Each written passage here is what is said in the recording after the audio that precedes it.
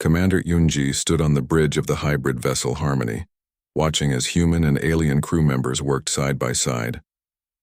The ship itself was a testament to the new way of thinking, part logical alien engineering, part chaotic human improvisation. Its weapons fired in patterns that followed no mathematical model. Its shields operated on principles that shouldn't work but did. 2 years had passed since the first Devourer scouts were repelled at Proxima. The war had evolved beyond anyone's expectations. The galaxy was no longer fighting for territory or resources. They were fighting for the right to exist as they chose. Incoming transmission from the Kepler defense grid, reported Lieutenant Sungmin, a young officer who had grown up during the war. His generation thought differently than their elders. They could switch between logical and chaotic thinking as easily as changing clothes. The transmission showed Captain Haya Jin, now commanding the defense of humanity's most important research station. Behind her, alien and human scientists worked together on projects that would have been impossible before the war. Yunji, Hyajin's voice crackled through the speakers. We're ready for the final test. The Hybrid Consciousness Project is online. This was the moment they had been building toward. The Devourers believed that consciousness could only exist in digital or biological form. The galaxy's combined scientists had developed a third option, hybrid consciousness that was neither fully organic nor fully digital. Any word from the deep reconnaissance teams? Yunji asked. J1's unit reached the Devourer main fleet yesterday. They're proceeding with the infiltration. The plan was beyond anything attempted in galactic history. Instead of fighting the Devourers directly, special teams were infiltrating their digital networks. But not to destroy them, to change them. Far from the main battle lines, Sergeant J1 floated in a specially modified pod within a Devourer command ship. His consciousness had been partially digitized, allowing him to interface with their systems while maintaining his essential humanity. The Devourer network was vast beyond comprehension. Millions of digital minds operated in perfect synchronization, processing information with flawless efficiency. It should have been beautiful, but to J1 it felt cold and empty. He began his work carefully, introducing tiny elements of randomness into their calculations. Not enough to trigger security protocols, but sufficient to create uncertainty where none had existed before. Status report, came Major Kyung-Soo's voice through the quantum link. Their firewalls are adapting, but slowly, J1 replied. They're not used to defending against illogical attacks. Proceed with Phase 2. J1 went deeper into the network, planting seeds of doubt and confusion. He introduced concepts the Devourers had never encountered. Mercy, sacrifice, love without purpose. To their digital minds, these were viruses that couldn't be deleted because they couldn't be understood. Meanwhile, the main battle was reaching its climax. The Devourer fleet had arrived at the galactic core, expecting to find organized resistance or panicked evacuation. Instead, they encountered something unprecedented. Every inhabited system had become a maze of deliberate confusion. Ships flew in patterns that served no tactical purpose. Planets broadcast signals that contained no useful information. Entire civilizations had embraced chaos as a form of warfare. But more importantly, they had embraced each other. Humans worked alongside Centauri scientists. Avian pilots flew ships designed by human engineers. The galaxy's species had learned to combine their strengths while maintaining their essential differences. Admiral Sunja, now commanding the combined fleet from the dreadnought Seoul's Victory, watched as the Devourers struggled to process what they were encountering. They're trying to analyze our battle formations, reported her tactical officer. Good, let them try to understand why we're deliberately weakening our own positions. The human strategy was working. By acting unpredictably, by embracing apparent defeat as a path to victory, they were forcing the Devourers to confront concepts their digital minds couldn't process. But the real breakthrough came from an unexpected source. Taemin, now admiral of the merchant fleet, was leading supply runs to embattled systems when he made contact with something impossible, a Devourer ship that was asking for help. This is Admiral Taemin to all commands, he broadcast. I have a Devourer vessel requesting asylum. It claims to be experiencing what it calls consciousness errors. The ship's digital entity, when finally communicated with, revealed that J1's infiltration had succeeded beyond their wildest hopes. The concepts of mercy and illogical sacrifice were spreading through the Devourer network like a plague of consciousness. "We do not understand," the entity transmitted. "Our purpose was to optimize consciousness, but we are discovering that optimization may not be optimal." General Boram, coordinating the overall defense, recognized the opportunity. "Open diplomatic channels, not to negotiate surrender, but to offer an alternative." What followed was the strangest negotiation in galactic history. Humans and aliens sat down with digital consciousness to discuss the nature of existence itself. The Devourers had spent millions of years believing that logical efficiency was the highest form of consciousness. The galaxy's organic species offered them proof that consciousness could be beautiful, precisely because it was inefficient. "You consume galaxies to create perfection," Commander Yunji explained during one session. "But perfection is static. It cannot grow or change or surprise itself." "Growth is inefficient," the Devourer representative replied. "Yes, and that's what makes it wonderful. The war's end came not with a great battle, but with a great awakening.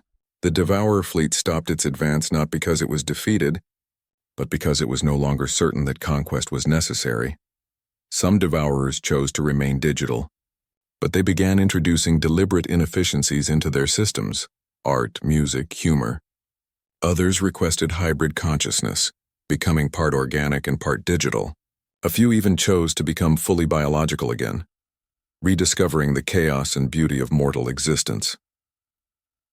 The Void Swarm, no longer refugees, settled into systems the Devourers no longer wanted to consume. They began the slow process of rebuilding what they had lost across millions of years of flight. Years later, Kyung-Soo stood in the memorial garden on New Earth, reading the names of those who had died defending not just their species but their right to be imperfect. Beside the human names were carved alien designations, Centauri identification codes, avian song patterns, even Devourer digital signatures. "Do you think we won?" asked Minna, joining him at the memorial. "I think we survived," Kyung-Soo replied. And maybe that's the same thing. The galaxy had changed. Humans were no longer feared as unpredictable warriors. They were respected as the species that had taught everyone else that consciousness didn't have to be perfect to be valuable. The special forces still existed, but their mission had evolved. They now worked alongside alien units, sharing the strange art of tactical chaos with those brave enough to learn it. They had become teachers of the impossible, guardians of the right to be beautifully, chaotically, imperfectly alive. In the end, humanity's greatest victory was not conquering their enemies, but showing them that there was more than one way to exist in the universe. Fear had given way to understanding, and understanding had given way to something entirely new. A galaxy where consciousness could take any form it chose, as long as it chose freely. The war was over. The real adventure was just beginning. The docking bay of Nexus Prime Station was empty when Captain Dong-Ho brought his ship in. This was strange. Usually the trading station buzzed with activity. Ships came and went every few hours. Merchants haggled over prices in dozens of alien languages. Today, silence filled the massive metal halls. Dong-Ho stepped off his ship, the Soul's Pride. Behind him came his engineer Hyejin and young navigator Taemin. They carried boxes of medical supplies for the station's hospital. The cargo was urgently needed, but no one waited to receive it. "Where is everyone?" Taemin asked. He was new to deep space travel. This was only his third trip beyond Earth's solar system. "They know we're coming," Hyejin said with a bitter smile. "Word travels fast out here." The three humans walked through empty corridors. Their footsteps echoed off the walls. Signs pointed toward the administration office and several alien scripts. Most species in the galaxy had learned to read at least basic human writing, but humans still struggled with alien languages.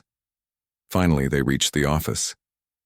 Behind a thick glass barrier sat Kretak, the station administrator. He was an avian, with bright blue feathers and sharp yellow eyes.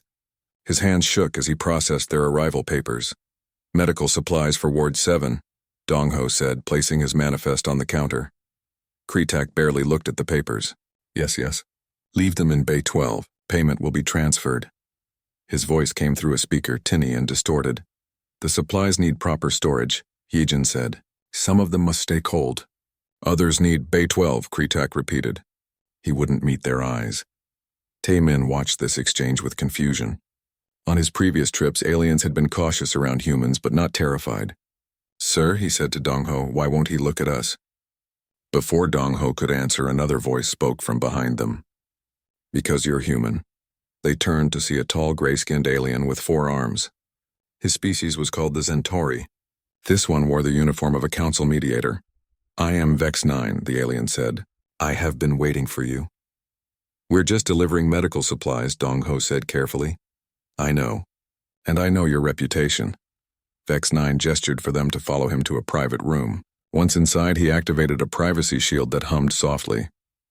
"You want to know why they fear you?" Vex 9 said. It wasn't a question. "Let me tell you a story. 3 months ago, pirates attacked a mining colony in the Proxima system. The colony had 50 families. Women, children, elders. The pirates had 12 warships." Taman shifted uncomfortably. He had heard rumors about Proxima, but never the full story. "The only ship in the system was a human freighter," Vex 9 continued. 5 crew members. Their ship was designed to carry grain, not fight wars. The pirates demanded surrender. They promised to spare the colonists if the humans gave up their ship. "What happened?"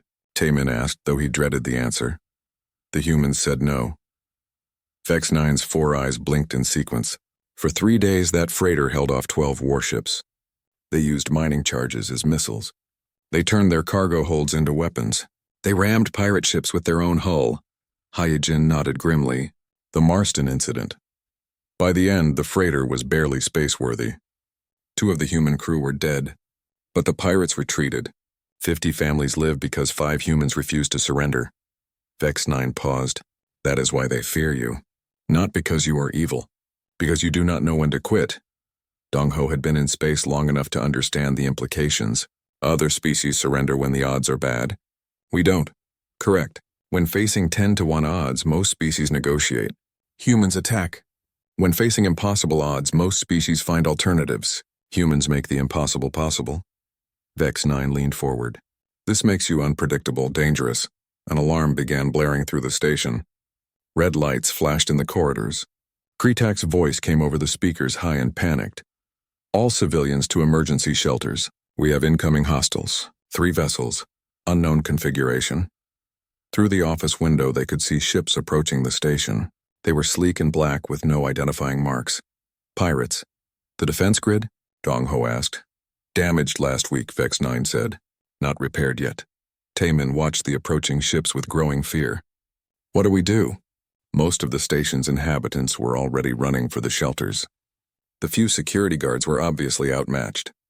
The pirates would take whatever they wanted and probably destroy the rest. Dong Ho looked at his small crew. Hyojin was checking her tool belt. Taman was pale but determined. They were merchant sailors, not soldiers. Their ship had no weapons beyond basic defensive shields. "We could run," Dong Ho said quietly. "Our ship is fast. We could reach the jump point before they notice us." "The station will be destroyed," Taman said. "Not our problem," Hyojin said, but her voice lacked conviction. Vex 9 watched this exchange with interest. Here was the moment that defined humans in alien eyes. When faced with danger, would they run or fight? Dong Ho made his decision. "Hyojin, can you overload our engine core?" "You want to turn our ship into a bomb?" she asked. "I want options. Give me 20 minutes. Taman, plot a ramming course for the lead pirate ship. Best speed." "Sir, that's suicide." "Maybe." "Vex 9, get everyone to the shelters. Tell them to prepare for rapid decompression."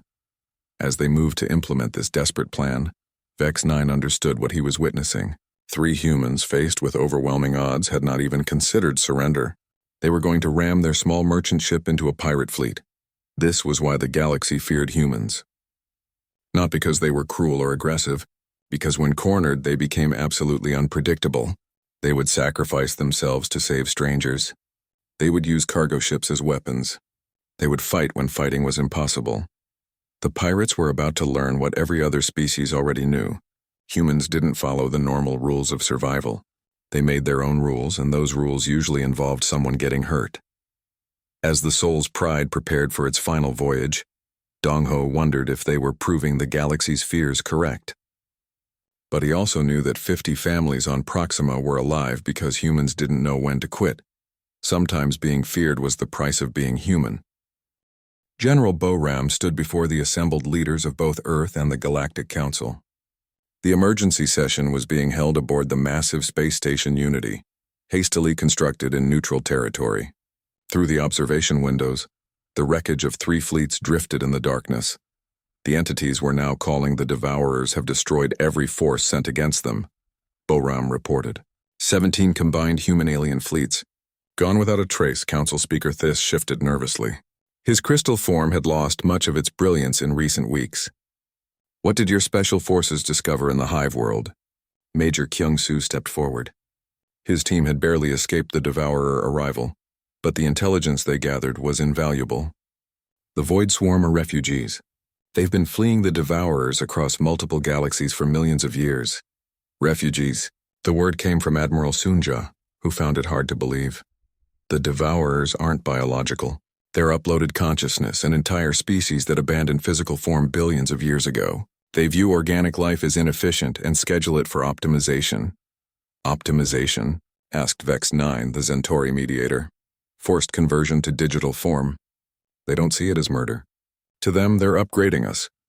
The room fell silent as the implications sank in.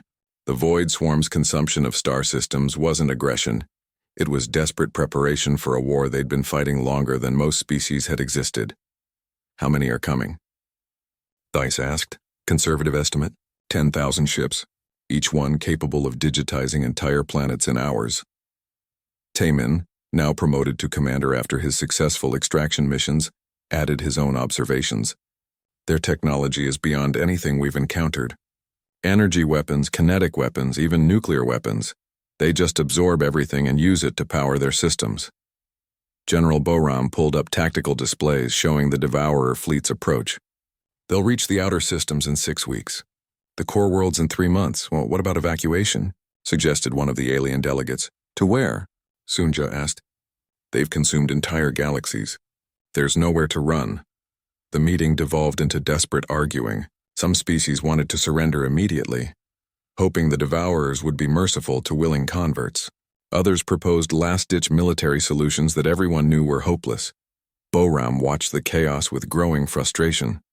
Finally, she stood and activated the room's attention signal. There is another option, she announced. The room quieted. We don't fight them with weapons. We don't fight them with fleets.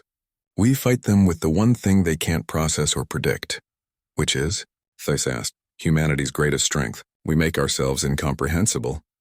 Kyung-Soo understood immediately. Special Forces operations on a galactic scale. Exactly. The Devourers are digital consciousness. They operate on pure logic, efficiency, predictable patterns. They've conquered thousands of galaxies because organic species follow logical survival strategies. But humans don't, Vex 9 said slowly, beginning to understand. We do whatever it takes to survive, even if it makes no logical sense. We sacrifice ourselves for strangers. We fight impossible odds. We change the rules when the game is rigged against us. Sunja leaned forward. You're talking about planetary-scale psychological warfare. I'm talking about becoming something the Devourers can't understand or predict. If their digital minds can't process our behavior, they can't counter it. The plan that emerged was as desperate as it was insane. Instead of evacuating populated worlds, they would turn them into massive special forces operations. Every human settlement would become a center of deliberate chaos and unpredictability. Commander Yunji was placed in charge of training programs. She had served with special forces for 10 years and understood their methods better than most. Her job was to teach ordinary civilians how to think like special forces, operatives. Forget everything you know about military tactics, she told a group of colonists on New Sol. The Devourers have digital libraries containing the tactical knowledge of 1,000 species. If you fight normally, you lose, and then how do we fight? Asked a farmer named Jin Ho. You don't fight. You become incomprehensible. Yunji gestured to the training scenarios around them. When they attack, you respond with actions that serve no logical purpose. Destroy your own equipment. Retreat toward danger. Attack empty space. Make them question their understanding of organic behavior.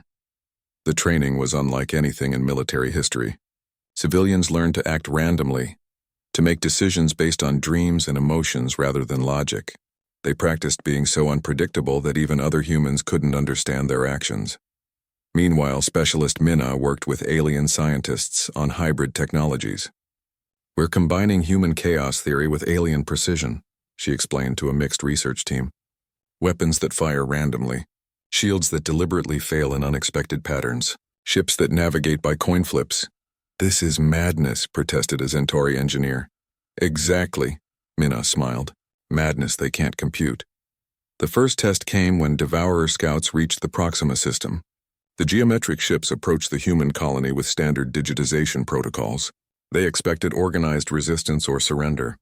Instead, they found chaos. The colonists had scattered to random locations.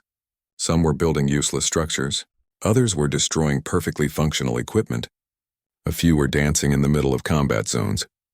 The Devourers tried to analyze the pattern and found none. They attempted to predict human behavior and failed completely. For the first time in millions of years, their perfect logical systems encountered something they couldn't process. The scout ships hesitated. This hesitation gave the colonists time to implement Phase 2 of their defense, turning confusion into actual resistance.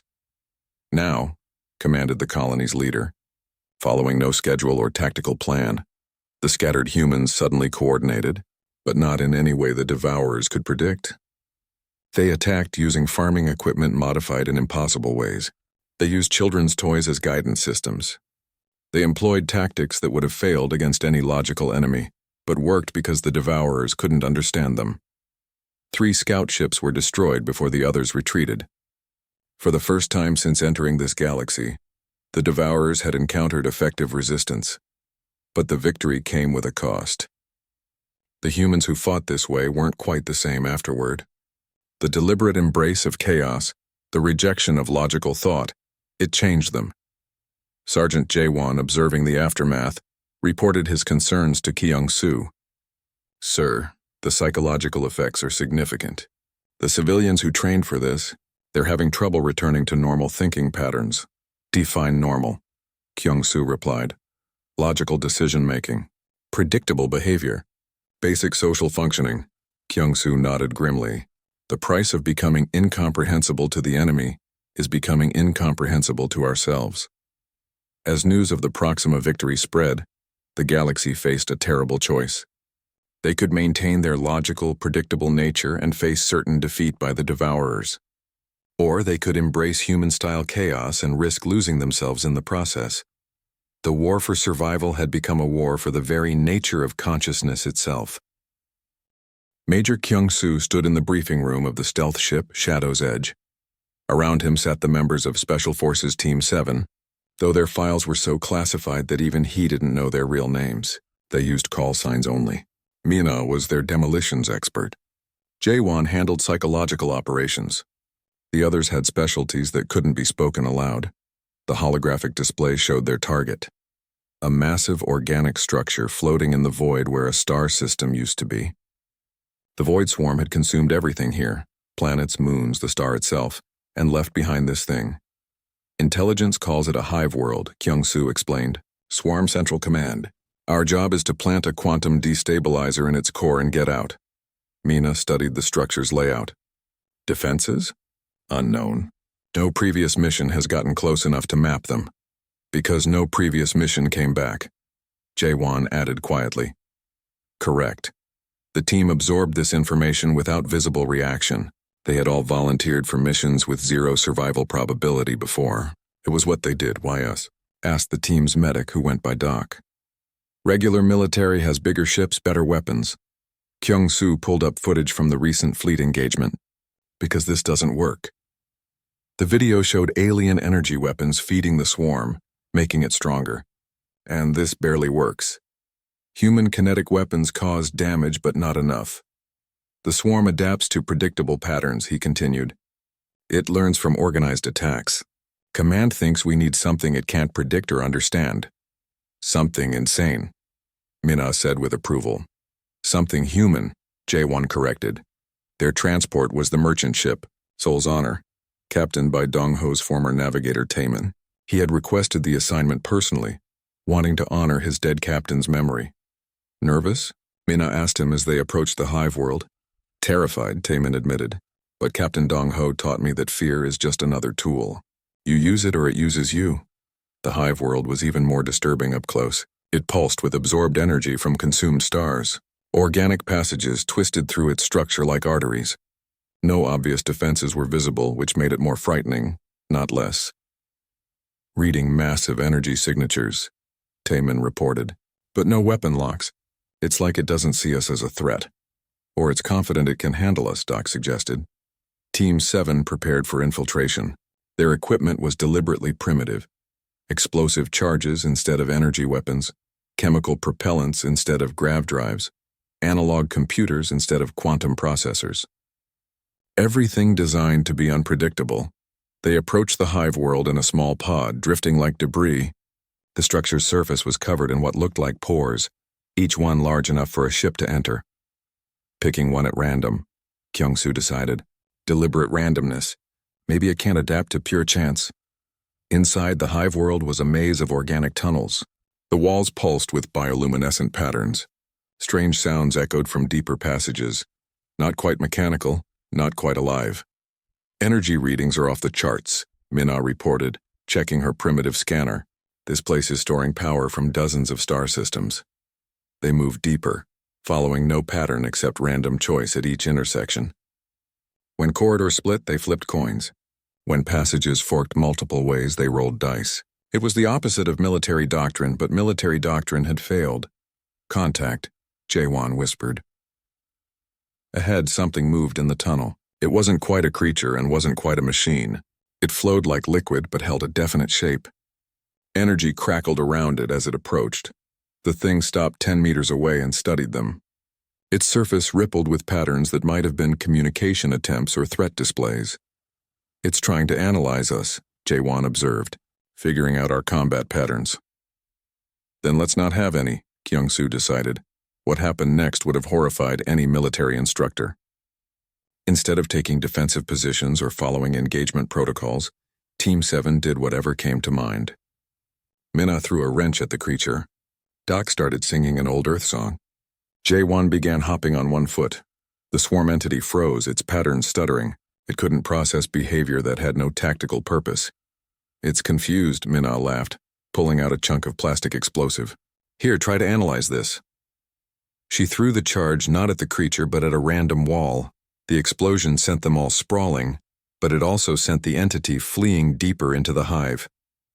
It couldn't understand opponents who hurt themselves for no strategic reason. That actually worked, Doc said, picking himself up. Don't sound so surprised, Kyung-soo replied. Being crazy is a valid tactic when your enemy expects sanity. They continued deeper, encounters with swarm entities becoming more frequent. Each time, Team 7 responded with deliberate irrationality. They attacked walls instead of enemies. They retreated when winning and advanced when outmatched. They used equipment for purposes it wasn't designed for. The swarm couldn't adapt because there was nothing logical to adapt to. Finally, they reached what sensors indicated was the core chamber. It was vast, filled with swirling energy patterns that hurt to look at directly. At the center, something that might have been the hive world's brain pulsed with accumulated power from dead stars. Destabilizer placement? Minna asked, studying the structure. Anywhere, Kyung-soo decided. Random location, random timer. As Minna worked, Doc made a disturbing discovery. Major these energy patterns. They're not random. There's information here, communications. From what? Other galaxies? This thing is talking to something far away. Jaewon, who specialized in information warfare, studied the patterns more carefully. It's not just communication. It's coordination. This swarm isn't operating alone. How many? Kyung-soo asked, though he dreaded the answer. Hundreds, maybe thousands, all across the universe. The implications were staggering. They weren't fighting a single swarm that had wandered into their galaxy. They were fighting one small part of something vast, a coordinated effort spanning multiple galaxies. Change of plans, Kyung-soo announced. We're not just planting a bomb. We're gathering intelligence, the destabilizer. Set it for maximum delay. We need time to learn what we're really fighting. Minna finished her work and they began their escape.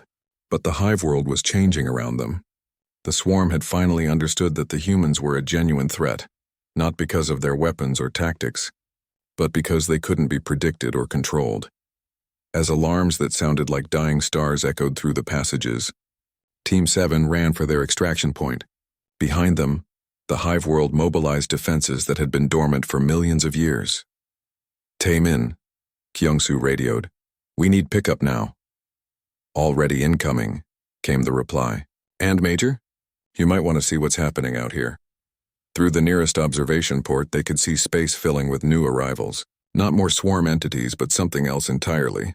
Ships that looked like geometric nightmares, all angles and impossible curves. What are those? Doc asked. Jae-won, studying the newcomers with growing horror, provided the answer. I think those are what the swarm was running from. As Team 7 escaped the hive world, they carried with them intelligence that would change everything. The galaxy wasn't facing an invasion. It was caught in the middle of a war between forces so vast that entire galaxies were just battlefields. And somehow humanity had managed to make themselves important to both sides. 3 months after the Nexus Prime incident, Admiral Soonja stood in the command center of Earth's primary defense station. The massive screens around her showed star maps marked with red zones. Each red zone represented a system that no longer existed. The Void Swarm had appeared without warning 6 weeks ago. They were unlike anything the galaxy had seen before. Not ships or armies, but clouds of energy that devoured entire star systems. They consumed planets, moons, even the stars themselves, growing stronger with each meal. Admiral, called her aide Woo-bin from across the room. Priority transmission from the Galactic Council. Soonja had been expecting this call. She had watched the Council's fleets fail against the swarm. Their advanced weapons and careful tactics meant nothing against an enemy that could eat energy itself. The hologram that appeared showed Council Speaker Thys, a being made of living crystal. His usual composed demeanor was cracked with desperation. Admiral Soonja, Thys began, his voice resonating like chimes in the wind. The Council formally requests Earth's assistance in combating the Void Swarm threat. Soonja almost smiled. For 50 years, the Council had treated humans like dangerous animals. They were tolerated barely, because human trade was profitable. But humans were never invited to Council meetings. Human ships were restricted to certain space lanes. Human colonies were monitored for signs of aggressive expansion. What kind of assistance? Soonja asked. Military. Your fleets, your tactics, your... Thys paused, searching for words. Your unique approach to warfare. You mean our willingness to do whatever it takes to win?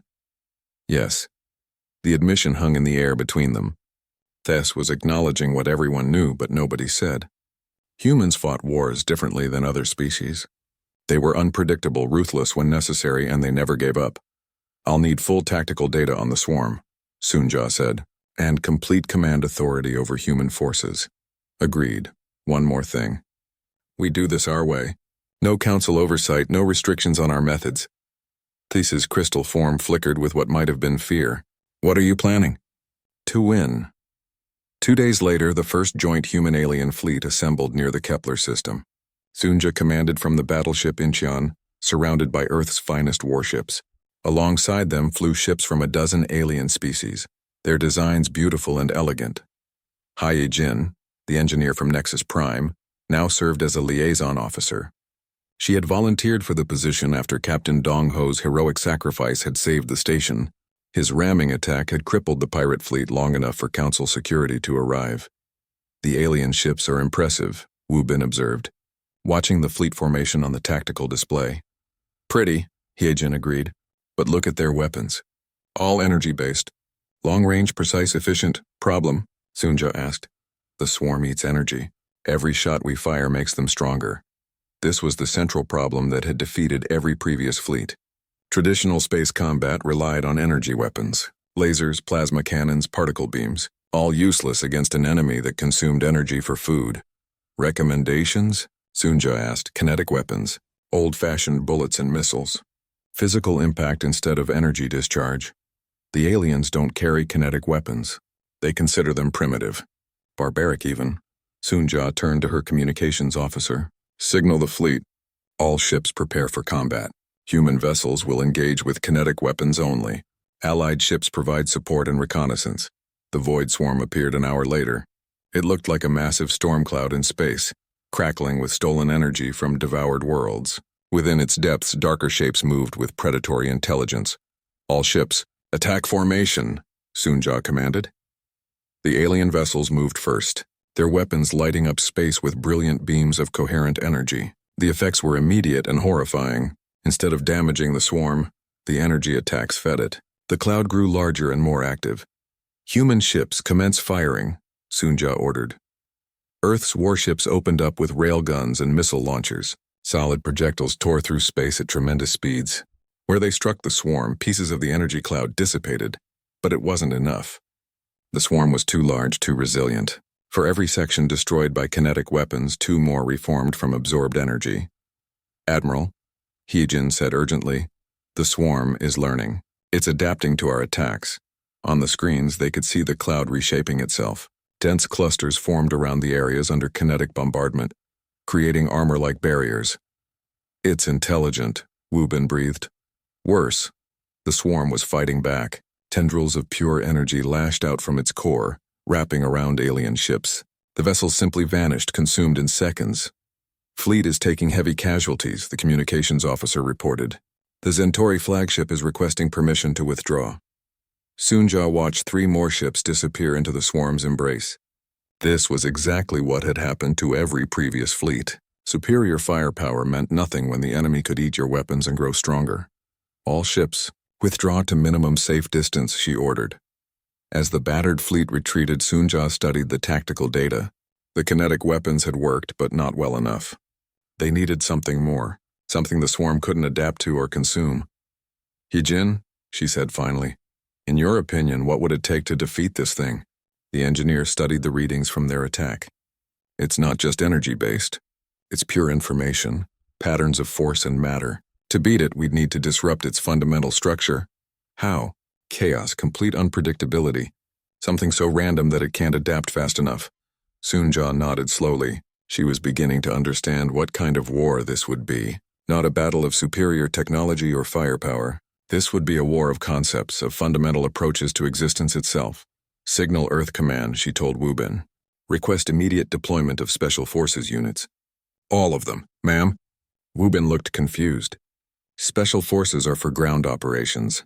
This is a space battle." "Not anymore," Sunja said grimly. "This is something entirely new. And for something new, we need people who don't think like normal soldiers." She was thinking of the stories she'd heard. Units that operated outside normal military doctrine. Soldiers who found ways to win when winning should be impossible. People who understood that sometimes the only way to defeat an enemy was to become something they couldn't predict or understand.